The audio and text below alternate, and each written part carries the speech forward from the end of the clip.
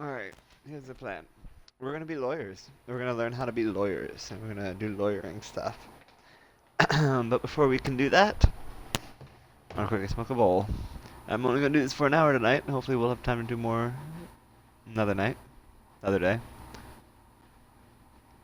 And we're gonna be trying to beat this and Gotham Knights, because both are leaving in 2 weeks. So, gonna have to put a bunch of time into both and see what I can do. This game is supposed to be like 70 hours long, so I don't know if we're gonna be able to beat this, but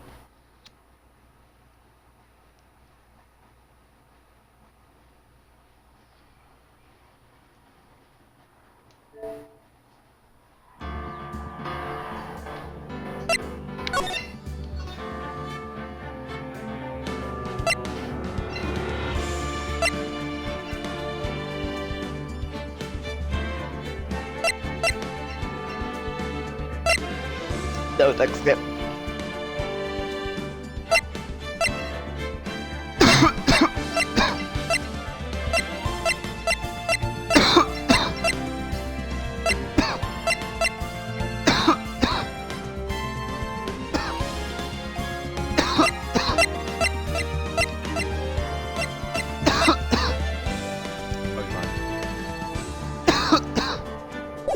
Alright. We don't want no text skip. You ready? Be lawyers, let's go. Ace Attorney, what do we got here? Ace Attorney, Justice for All, Trials and Tribulations. So there's 3 games in one here. Here we go. Episode 1, the first turnabout.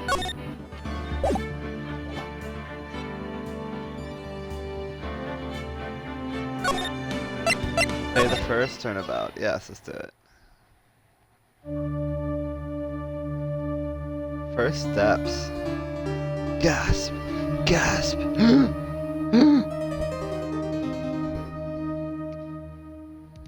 Oh no! Someone's dead! Damn it! Why me? I can't get caught. Not like this. I've gotta find someone to pin this on. Someone like him. I'll make it look like he did it. That's horrible, that's mean. August 3rd, 9:47 a.m. District Court, Defendant Lobby number 2.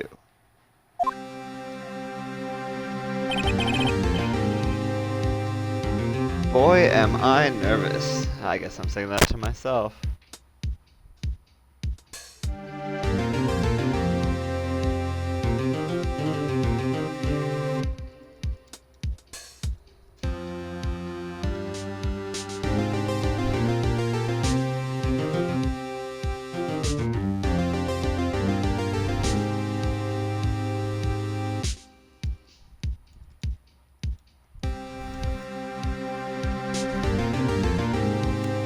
Alright.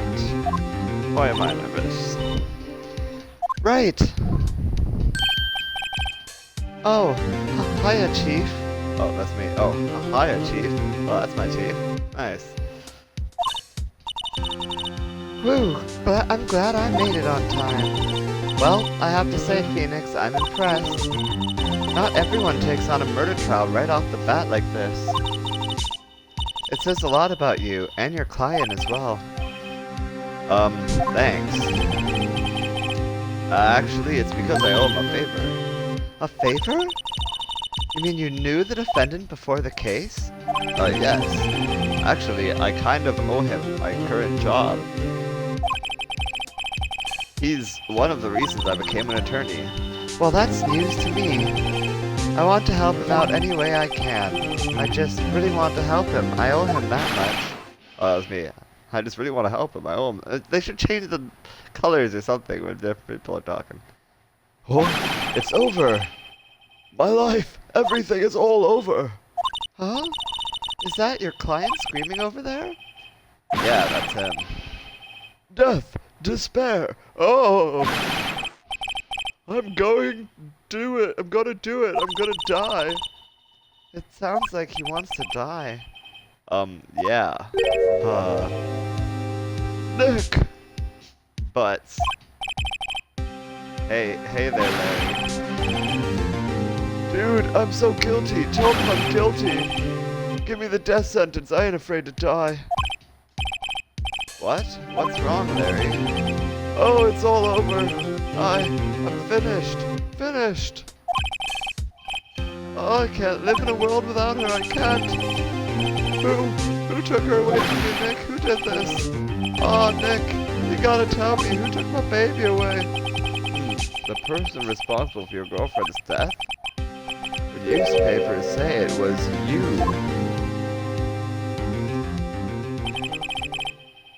My name is Pheonix Wright.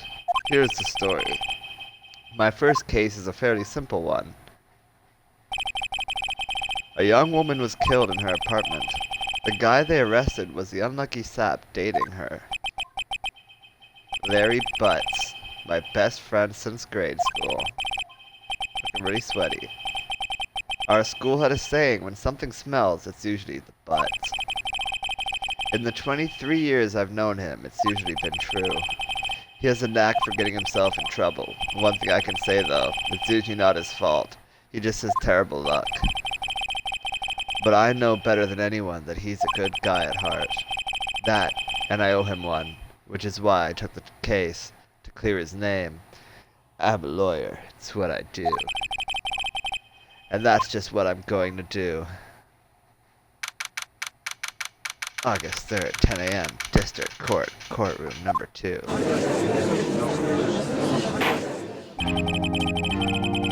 Court is now in session for the trial of Mr. Larry Butts. The prosecution is ready, Your Honor.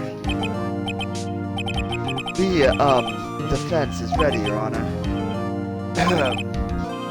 Mr. Wright, this is your first trial, is it not? Yes, Your Honor. I'm, a little nervous. Your conduct during this trial will decide the fate of your client. Murder is a serious charge. For your client's sake, I hope you can control your nerves. Thank you, Your Honor. Mr. Wright, given the circumstances,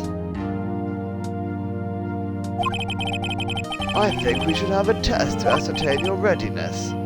Yes, Your Honor. Hands shaking, eyesight fading. The test will consist of a few simple questions, answer them clearly and concisely. Please state the name of the defendant in this case. The defendant is Larry Butts.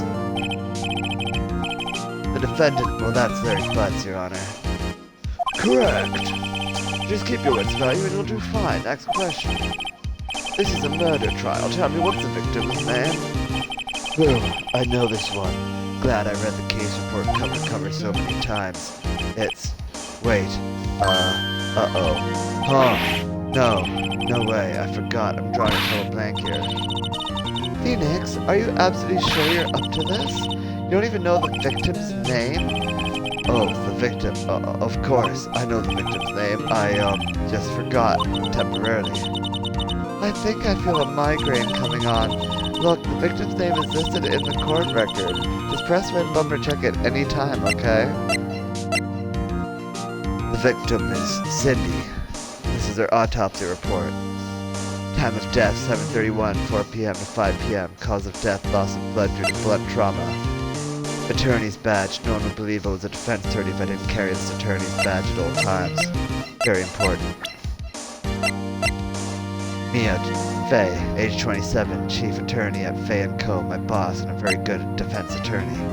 Larry Butts, age 23, the defendant in this case, a likable guy who has been my friend since grade school. Cindy Stone, age 22, the victim in this case, a model. She lived in an apartment by herself. Winston Payne, age 52, the prosecutor of this case, lacks presence, generally bad at getting his point across. Cool, good stuff. Remember to check it off and do it for me, please, I'm begging you. So yeah, that was Cindy. Mr. Wright, who is the victim in this case? It's Cindy Stone, sir. The victim's name is Cindy Stone. Yes, correct. Yes. Now tell me, what was the cause of death? It was blood loss, blood force trauma. She died because she was hit with a blunt object. She was struck once by a blunt object.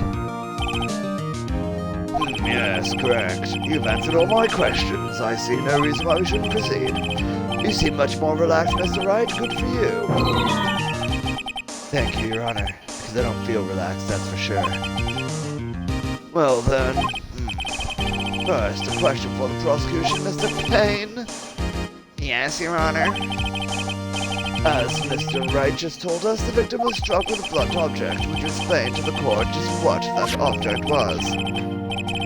Yes, the murder weapon was the statue of the thinker. It was found lying on the floor next to the victim, yes. I see. The court accepts it into evidence. Statue added to the court record, a statue in the shape of the thinker. It's rather heavy. Right. Be sure to pay attention to any evidence added during the trial. That evidence is the only ammunition you have in court. Use the right bumper to check the court record frequently. I understand. Mr. Payne, the prosecution may call its first witness. Okay, the prosecution calls the defendant, Mr. Butts, to the stand. Chief, what do I do now? Oh, that's me. Chief, what do I do now? I don't know what I'm supposed to be doing.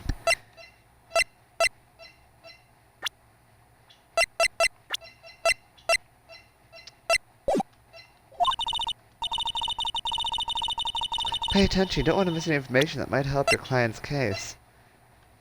7:31, 4 p.m. and 5 p.m. Blunt force trauma. I gotta remember that date. 7:31, 4 p.m. and 5 p.m. Just in case there's an issue with the timing of the testimony. You'll get your chance to respond to the prosecution later, so be ready. Let's just hope he doesn't say anything unfortunate. Uh-oh.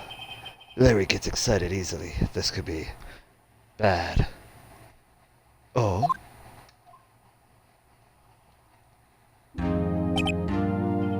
Ahem. Mr. Butts, is it not true that the victim had recently dumped you? Hey, watch it, buddy! Oh dear, I'm pretty sweaty now. We were great together. We were Romeo and Juliet, Cleopatra, and Mark Anthony. Didn't they all die? I wasn't dumped. She just wasn't taking my phone calls or seeing me. Ever. What's it to you, anyway? Mr. Butts, what you described is generally what we mean by dumped. In fact, she had completely abandoned you and was seeing other men. She had just returned from overseas, one of them the day before the murder. I wonder if, one of these other men that she was seeing, maybe they were involved in the murder. I should interview them. What do you mean, one of them? Lies, all of it lies. I don't believe a word of it. Oh, God. Your Honor, the victim's passport. According to this, she was in Paris until the day before she died. Which was, again, 7:30. That's July 31st. So she was there until July 30th.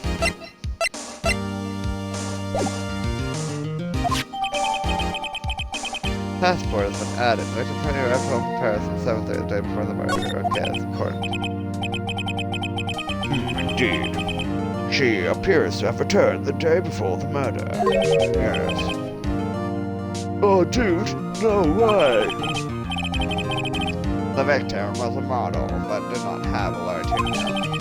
So it wasn't a very successful model. She appears that she had several sugar daddies. Daddies? Sugar? I don't understand. Whoa. Yes. Older men who gave her money as gifts. Well, that's horrible. She took their money and used it to support her lifestyle. Dude! We can clearly see what kind of woman this Miss Stone was. Tell me, Mr. Butts, what do you think of her now?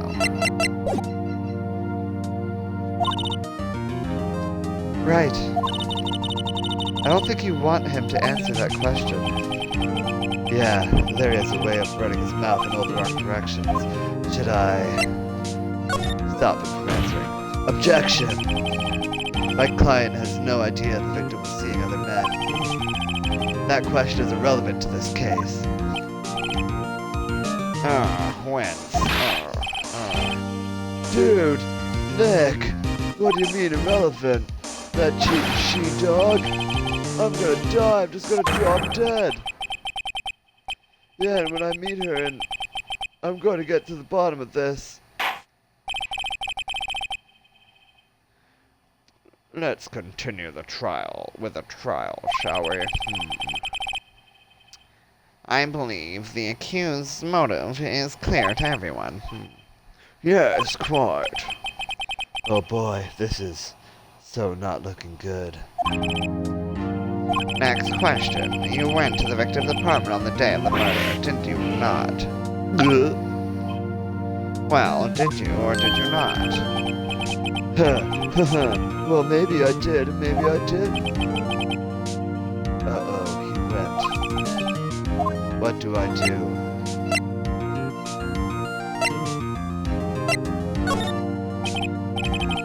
I know, I'll send him a signal. Tell the truth. Yeah, I was there.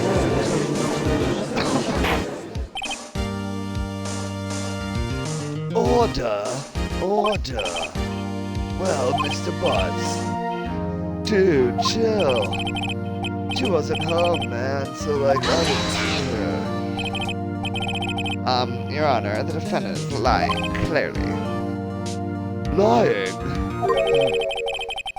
The prosecution would like to call a witness who can prove Mr. Butts is lying. Well, that simplifies matters. Who is your witness? The man who found the victim's body just before making the gruesome discovery. He saw the defendant flee the scene of the crime. Order! Order in the court! Mr. Payne, the prosecution may call its witness. Yes, Your Honor.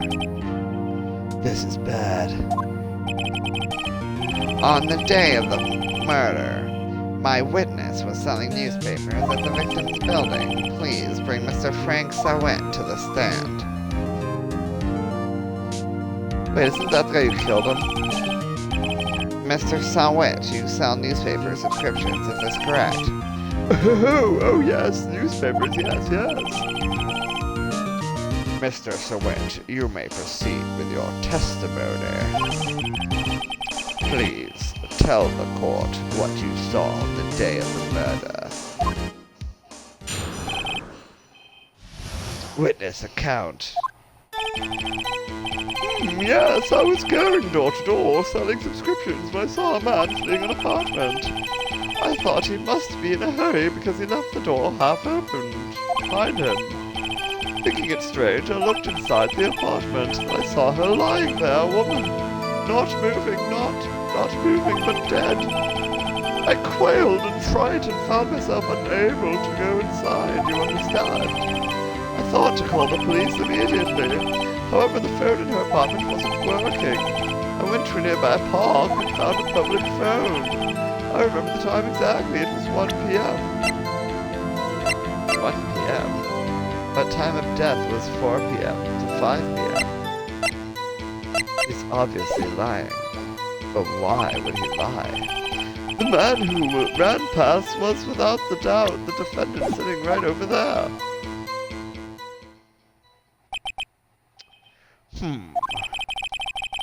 Larry, why didn't you tell the truth? I can't defend you against a testimony like that. But we know it was a lie. Incidentally, why wasn't the phone in the victim's apartment working?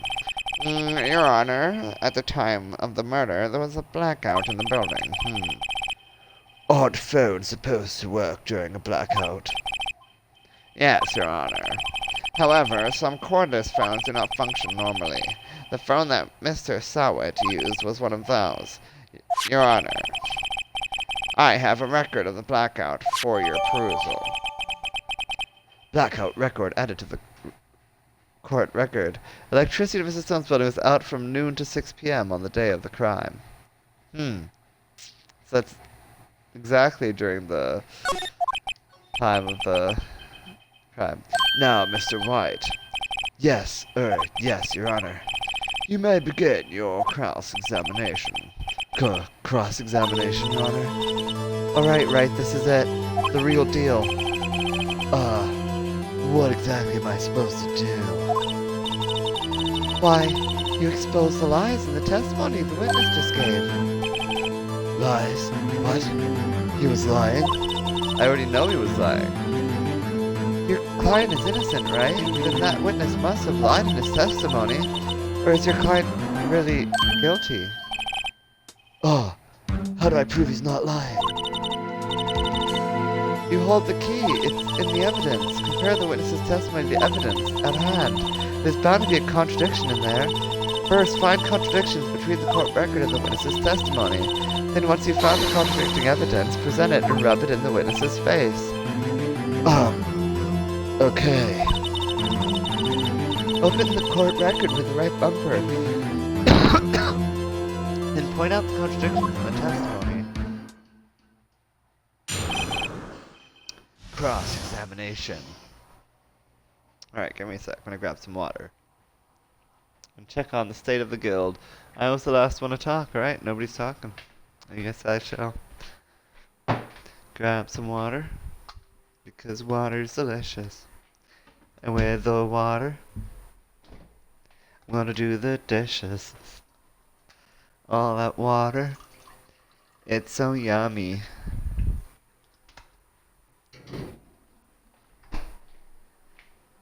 I'm also hungry. Maybe I'll eat a gummy. Now I'm sitting down on the couch. I'm gonna try hard not to slouch. And we're doing his testimony.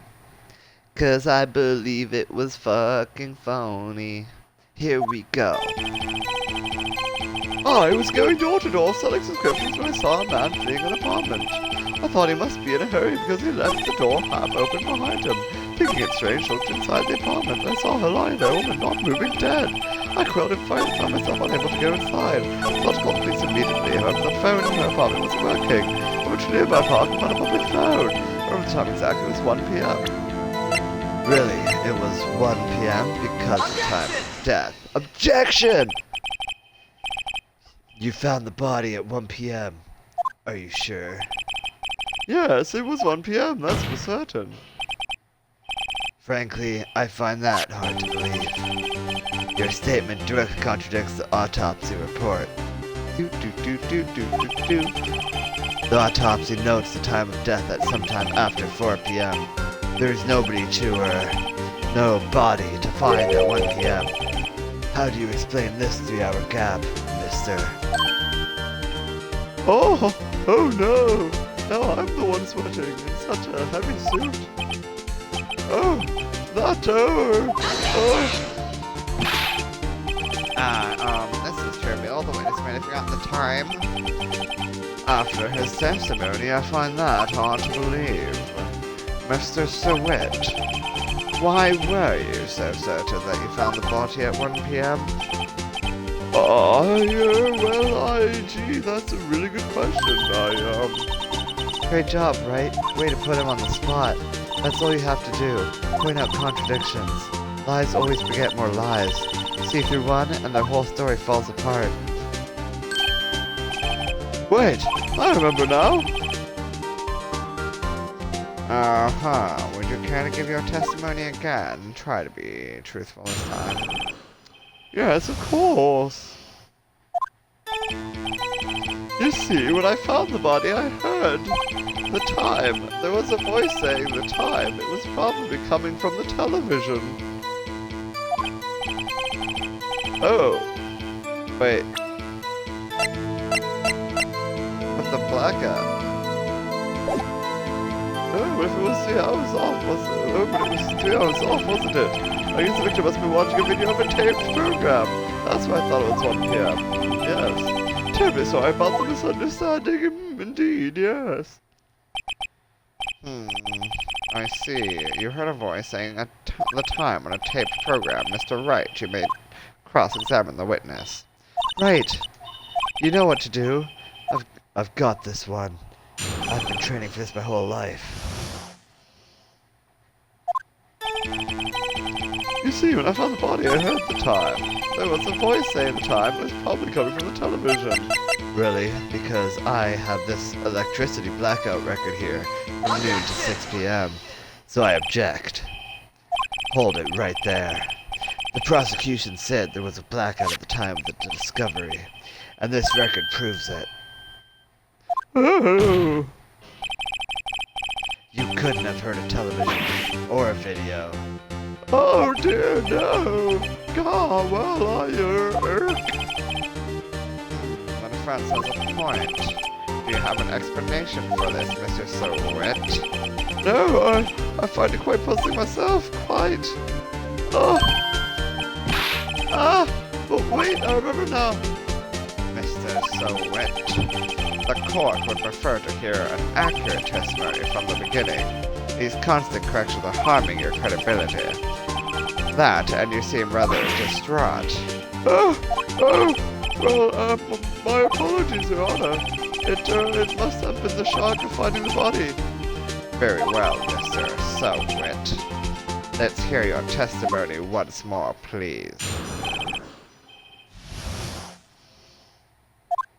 I wish I could protest it while he's saying it. Actually, I didn't hear the time, I saw it. The table clock in the apartment, wasn't there? Yes, the murder weapon. The killer used it to hit the victim. That must have been what I saw. You saw a clock. I guess that would explain it. The defense may cross-examine the witness. Gladly.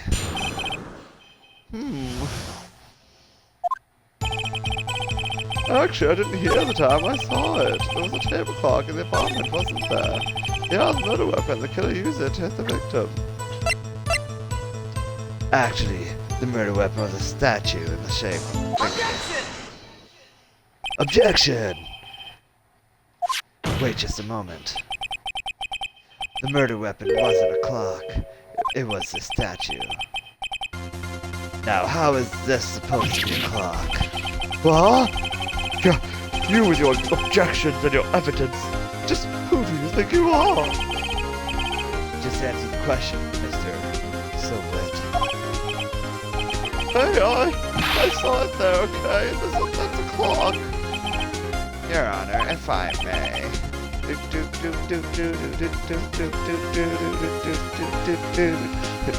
Yes, Mr. Payne. As the witness stated, the statue is indeed a clock. The neck is a switch. You must tilt it, and it says the time out loud. As it doesn't look like a clock, I submit it as a statue. My apologies. I see. So the murder weapon was a table clock, after all. Well, Mr. Wright, it appears that the witness's testimony was correct. This is a clock. Do you have any problems with this testimony now?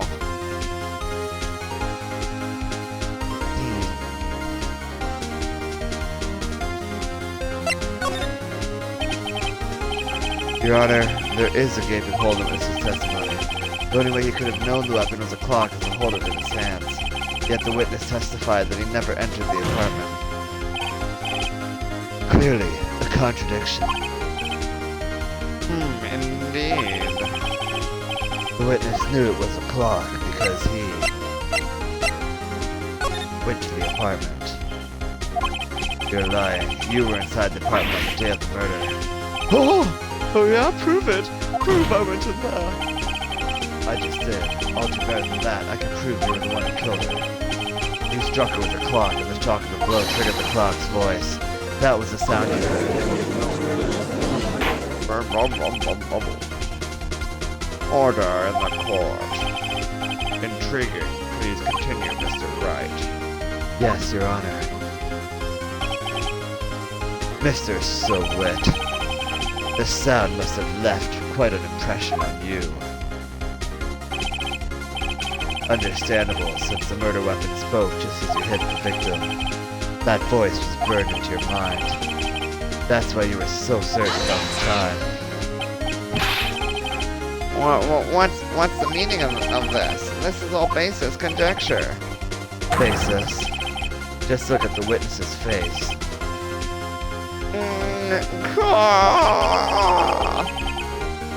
Would the witness care to elaborate? Did you strike the victim with a clock? That day I never. Look, the clock, I heard, no, I saw it. Oh, he hit me with his hair. Shut up, I hate you. It was him, I tell you, I saw him. He killed her, and he should burn, give him death.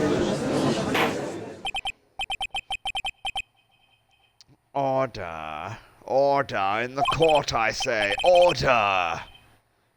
Your Honor, a moment, please. There isn't a shred of evidence supporting the defense's claim. Mr. Wright.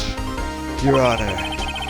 You claim the sound the witness heard came from the clock. Do you have any evidence? The whole case is riding on this. I'd better think it through carefully. Your Honor, the sound Mr. Wright heard was definitely this clock. A fact which is clear if you simply try sounding the clock. Let's sound the clock now here in this court. Your Honor, may I have the clock? I ask the court to listen very carefully. Beep. I think it's 8:25. Wow, that certainly is a strange way to announce the time. Well, he is the thinker, after all. So, we've heard the clock. What is your conclusions, Mr. Wright? Mr. Payne, can you tell me what time it is now? It's 11:25. As you can see, this clock is exactly 3 hours slow. Precisely the discrepancy between what Mr. Wright heard and the actual time of death. So Mr. Wright, try to talk your way out of this one. My hair. You forgot one thing, sir. Oh no. What's he talking about now? Well, it may seem like that clock is running 3 hours slow. It proves nothing. But you know it wasn't running 3 hours slow on the day of the murder. If you can't prove that, you don't have a case. He's right. How am I going to prove that? I mean, it's sure mighty coincidence, but damn, I was so close. Mr. Wright, it seems you lack the critical evidence to support your claim. Wait. Yes, Your Honor. This means I cannot let you indict the witness. Unfortunately, this ends the cross-examination of Mr. Frank Wright. I come all the way down here to testify, and look what happens. You treat me like a criminal. You lawyers are all the slime. Grr, almost had him. Sorry, Larry. I failed you. There's nothing I can do about it now. Not so fast, Mr. Wright. Chief. Listen up, Wright. Don't throw this one away. Not like this. Think. But Chief, it's over. I can't prove the clock was slow the day of the murder. Nobody can prove that. Well, yes. But that doesn't mean you can't still win. Try thinking out of the box. Don't waste time doubting the facts. Assume the clock is 3 hours slow and think through it. Ask yourself, why was the clock 3 hours slow? Figure out the reason and you'll have your proof. Right? Can you think of a reason as to why the clock would be 3 hours slow? The batteries could be getting low. Wait. Maybe I can prove it. You must have evidence somewhere that can prove it, Mr. Wright. Find it and let them have it. Well, Mr. Wright, you say the clock was already running slow on the day of the murder. Have you found evidence to support this claim? Of course. There is a piece of evidence in the court record that can prove my claim beyond a doubt. Ha! Ha! Tough words. Let's see you pull this one off. Let's see the evidence that proves the clock was running slow. Well, if she took the clock with her to Paris, then that would be a different time zone. Take that! Take that! The victim had just returned home from abroad the day of the murder. As we all know, the time difference from here in Paris is 9 hours. When it's 4 p.m. here, it's 1 a.m. the next day over there. The clock wasn't 3 hours slow, it was 9 hours fast. The victim! The victim had to reset her clock since returning home. That's why the time you heard when you struck her dead in her apartment was wrong. Proof enough for you, Mr. So-Wit. Or should I say, Mr. Did-It. Oh, dear me. Oh my god, he poisoned himself. With a poisoned tooth or something. Order! Order, I say! Order! Well, this case has certainly turned out differently than we all expected, yes. Mr. Payne, your witness. Yes, well, he was arrested and has been taken away, Your Honor. Very well. Mr. Wright. Yes, Your Honor. I have to say, I'm impressed. I don't think I've ever seen someone complete a defense so quickly. And I find the true culprit at the same time. Thank you, Your Honor. At this point, this is only a formality, but this court finds the defendant Larry Butts not guilty. Hooray! My first case is a success. I was like Matt Murdock, exactly. And with that, this case is adjourned. See you back at Hogwarts, Mr. Pheonix Wright.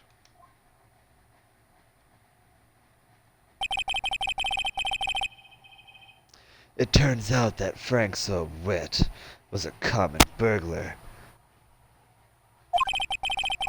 He posed as a newspaper salesman to check and see when people were out of the house. That day, when Larry went to her apartment, the victim wasn't home. After he left, Mr. So-Wit let himself in to do his dirty work. While he was searching her place, the victim returned. Flustered, Mr. So-Wit grabbed the nearest blunt object he could find. Bum bum ba. Ba-da-ba-ba-ba-ba. August 3rd, 2:32 p.m., District Court, Defendant Lobby Number 2. Woo, I still can't believe we won. Right, good job in there. Congratulations. Thanks, Chief. I owe it all to you. Not all. Not at all, not at all. You fought your own battles in there. It's been a while since I've seen a trial end on such a satisfying note. I've never seen the Chief looking this happy. Of course, I couldn't have known this Chief this long since that was my first case, so I don't know why I'm saying that as if I've known her a long time, but if she's this glad, imagine how Larry must feel. Oh, my life is over, dude. Larry, you're supposed to be happy. What's wrong now? Oh, Nick. Oh, man. Don't worry about me. I'll be dead and gone soon. Good. Wait, no. I mean bad, bad, bad, bad. Larry, you're innocent. The case is closed. Oh, but my Cindy Windy's gone, man. Gone forever. Larry, she was never mind. Wait, what was he saying? That she deserved to die because she was a prostitute? That's bullshit. What an asshole. Congratulations, Harry. Oh, Harry? Yes, you. I can practically see the headlines now. Harry Butts, innocent. Thanks. I really owe you one. I won't forget this ever. Let's celebrate dinner, movie, my treat. Really? He's already hitting on someone else? Jesus Christ, this is horrible. Oh, no, I couldn't. Oh, Hey, I was the one who got you off the hook. oh, hey, Yeah, here, take this. It's a present. A present? For me? Oh wait, wasn't this the evidence that... Well, actually I made this clock for her. I made one for her and one for me. Oh, really? You made this? Wow. Well, thank you. I'll keep it as memento. Oh, yo, Nick, dude. Can you believe it? I was so into that chick. And she was just playing me for a fool. Don't that make you want to just cry? Oh, God. Oh. Larry. Oh, are you so sure? Excuse me? I think she thought quite a lot of you in her own way. Nah, you don't gotta sympathize with me, it's okay? Oh, I'm not just sympathizing, really. Isn't that right? Don't you have something to show your friend? Something that proves how she felt about him? Huh? Oh, yeah, right. What the heck is she talking about? I mean, the other statue. Check this out, Larry. Proof positive you weren't just some chump to her. Huh? What about that clock? This is a clock you made for her, Larry. And you took it with her when she traveled. Whatever, she probably just needed a clock, that's all. You think so? It's a pretty heavy clock to take traveling. Oh! Well, make of it what you will. Oh! Hey, Nick! I'm glad I asked you to be my lawyer. Really, I am. Thanks. Hope that made him feel a little better. Right? I hope you see the importance of evidence now. Also, hopefully you realize things change depending on how you look at them. It's annoying for me to, like, speed up the text. It sure would be nice. Oh. Doesn't seem like it. Save or load game. Also, hopefully you realize things change depending on how you look at them. People, too. We never really know if our clients are guilty or innocent. All we can do is believe in them. And in order to believe in them, you have to believe in yourself. Right? Listen, learn, grow strong. Never let go of what you believe in. Never. Well, I think our work here is done. Shall we be off? Yeah, I guess so. Say, how about dinner? On me. We'll drink a toast to innocent butts. Yeah. Oh, speaking of Harry, you were saying part of why you became a lawyer was because of him? Yeah. Part, at least. You have to tell me more about it sometime. Maybe over drinks. You're such an attractive junior lawyer, and as your boss, I have power over you. I can make you do whatever I want. And so, my first trial came to a close, and me and my boss entered a non-consensual affair. Larry sat me on the back and said, "Gee, Nick, it's good to have friends, but I'm pretty sure he's not going to pay us, unless you count the clock he gave Mia." Huh. I didn't know it then, but that clock was soon going to be at the center of another incident, and my promise to tell the chief about me and Larry would be one promise that I wouldn't be able to keep. Oh no! Is the chief gonna die? I don't want the chief to die. The chief is cool. Turnabout, sisters. Ooh, I got an achievement. Brand new episode has been added. Should we save that for next time? I think I should do my night chores. Saving content. Save your progress at this point? Obviously. There.